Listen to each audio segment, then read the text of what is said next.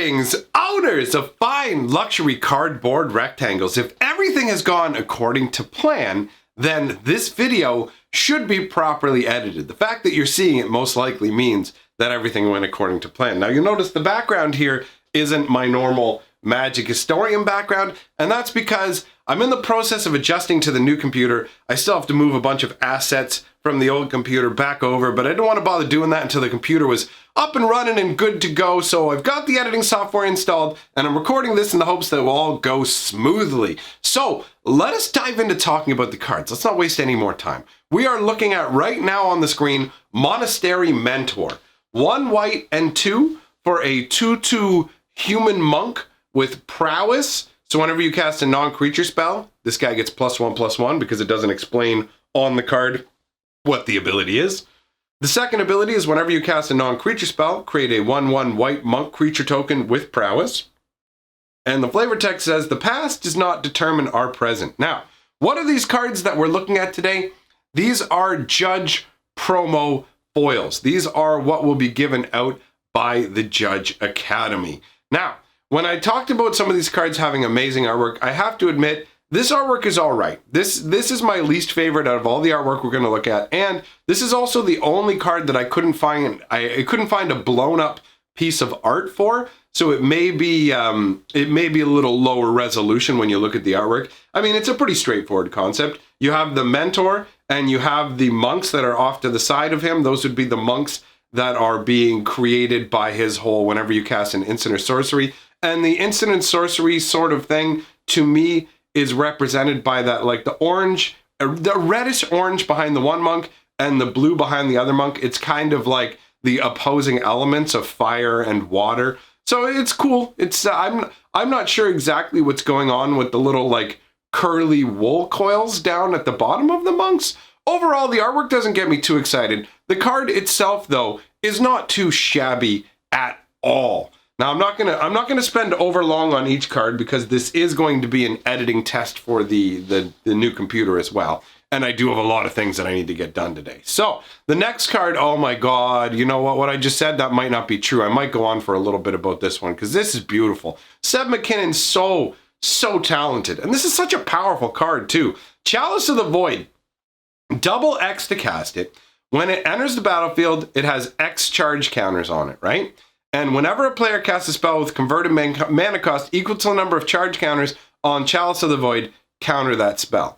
So this thing is pretty beefy. I mean, even in the most powerful levels of play, people who are playing with like Black Lotus, the Moxes, that kind of stuff, this instantly locks that strategy out. If you go first and you drop a Chalice of the Void with X being 0, they can't play any of their 0 cost spells. And that is crippling. But Chalice of the Void is scalable. As long as you understand the meta that you're in and you can pinpoint the mana cost that is most important to your opponent's deck, you can generally set the Chalice to that. Now, bear in mind, obviously, you can only do that with lower casting costs. Good luck setting a Chalice of the Void to 10 or something like that. Not that I can really conceive of a scenario where you would even want to set Chalice of the Void to 10, but either way, it's usually good at, it locks out early important plays from your opponent, and it's incredibly powerful. Now, the first version of this showed up in the Mirrodin block, if I'm not mistaken, and it had okay artwork, but this Chalice of the Void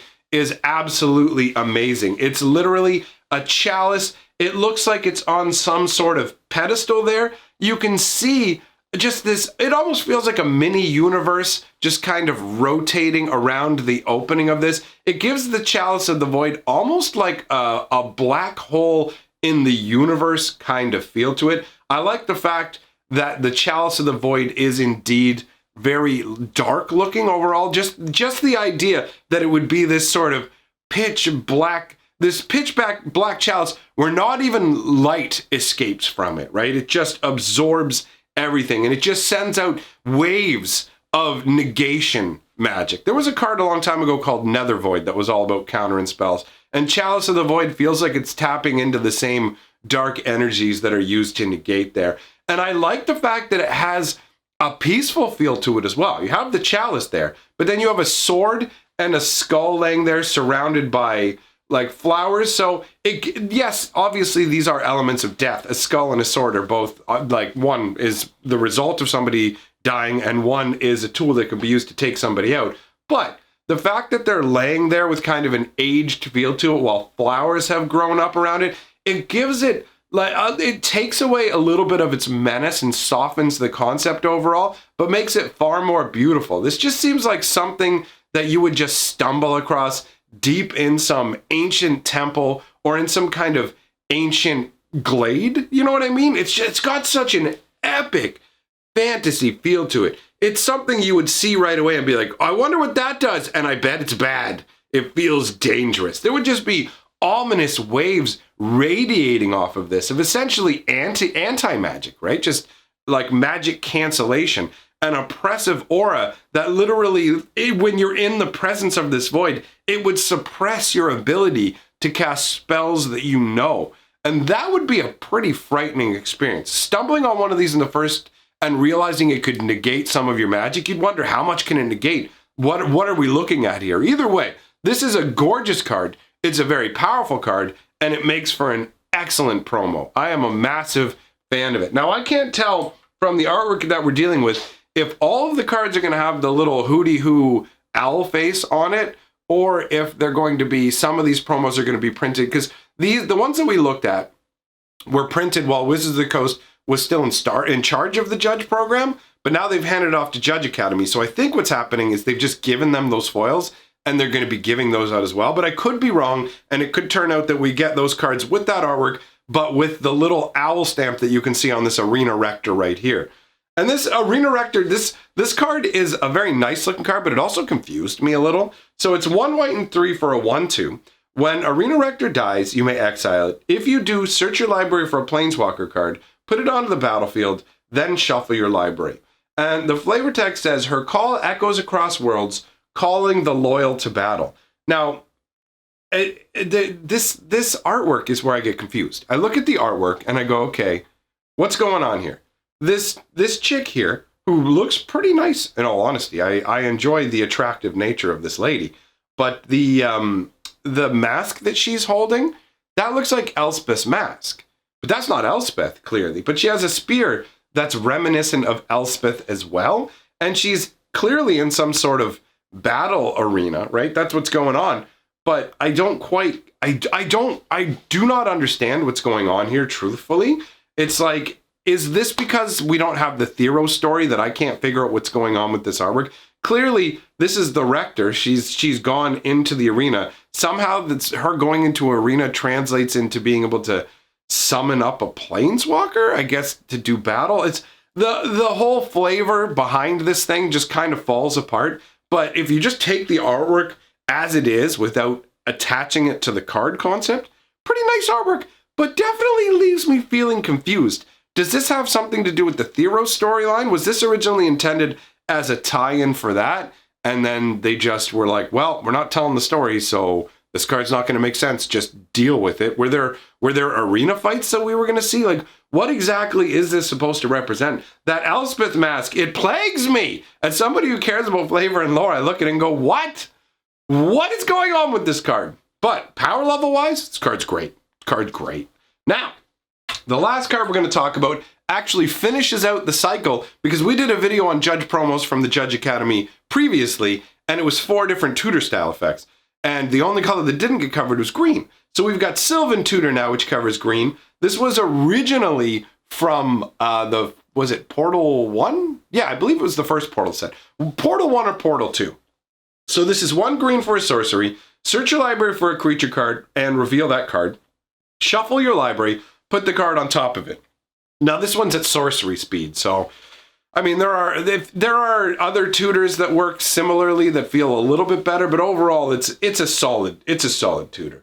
The whole, what does it say? The whole of creation stood transfixed, silenced by the weight of anticipation. And the artwork is actually really nice. I love it. It's got that deep Sylvan feel. Like, this feels far away from the lands of like mankind, any kind of civilized scenario. You don't have any cities near this or whatever. This is a tree somewhere deep in a very thick forest. And you can see there are wolves and deer. There are a bunch of animals that have congregated around, and you can see that there's actually a door in the tree that's opening up and green light is shining out. Most likely some sort of elvish style creature, I imagine, would be living in there, but it could also be a dryad. I do enjoy the fact that this being commands enough respect amongst the natural beings that you don't have any sort of, like the natural creatures, this being commands respect from these natural creatures, and you can see that showcased in the fact that on one side you have those deer and on the other side you have the predator that would normally be coming after them, right? Like wolves and things like that, I imagine, would like a nice deer meal. So the fact that they're kind of transfixed watching this door open, what sort of knowledge does this Sylvan Tutor share with these wild creatures? Or does it just take care of all of these different creatures, and that's why it's able to summon up whatever you want? Is this just some sort of deep woods being that has a expansive knowledge of all natural creatures, or some kind of magical knack where they can just locate any creature? Either way, I really love the artwork on this card. It's absolutely fantastic. So let me know what you guys think. Hopefully the editing turned out in the video is pretty much as normal, because I'm trying to ramp back up. Oh my God, the amount of updates I had to do, guys, it's crazy. Anyways, thanks for coming and hanging out with me. Big shout out to my patrons and channel members. I will see all of you people here tomorrow.